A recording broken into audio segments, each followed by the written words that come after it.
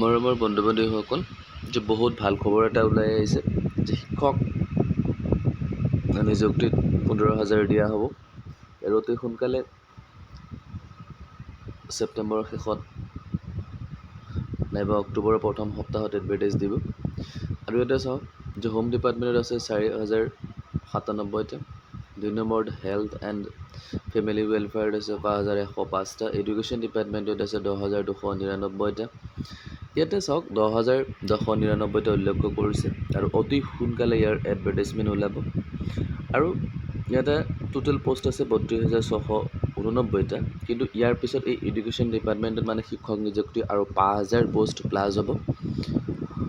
তো শিক্ষামন্ত্ৰীৰ মুখেৰে সেই কথাটো আপোনালোকে শুনিব পাৰিব, মই শুনাই দিম আপোনালোকৰ। তো চাওক, যিসকলে ভাবিছিলে যে পষ্ট কম ওলাব, যে কি হ'ব কি নহ'ব, তো সেইখিনি দূৰৰ মধুৰত আছিলে। আপোনালোকৰ বাবে বহুতেই ভাল খবৰ, আৰু যে সকলোৱেই বহুতেই চাকৰি পাবলৈ সক্ষম হ'ব। একেলগে ইমান পষ্ট দিছে, 15,000 শিক্ষা বিভাগত পষ্ট দিছে, আৰু শিক্ষক নিযুক্তি দিয়া হ'ব একেলগে 15,000, আৰু সেই নিযুক্তি তেওঁলোকক ছেপ্টেম্বৰ শেষত বা অক্টোবৰৰ ফাৰ্ষ্ট উইকত দিয়া হ'ব বুলি শিক্ষামন্ত্ৰীয়ে কৈছিলে।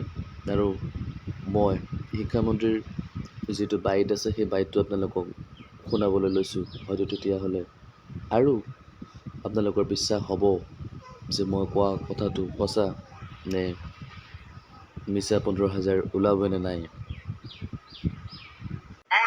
ৰাজহুৱা প্ৰতিষ্ঠান বা কমিউনিটি ইনষ্টিটিউশ্যন, কাৰণ ৰাইজৰ ল'ৰা ছোৱালী এই বিদ্যালয়বিলাকত পঢ়ে।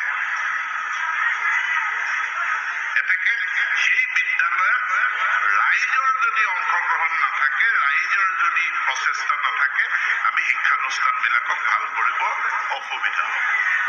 আমি পৰ্যায়ক্ৰমে বিদ্যালয়সমূহত আন্তঃগাঁথনিৰ সমস্যাবিলাক সমাধান কৰি যাম, শিক্ষকৰ সমস্যা আমি সমাধান কৰি যাম।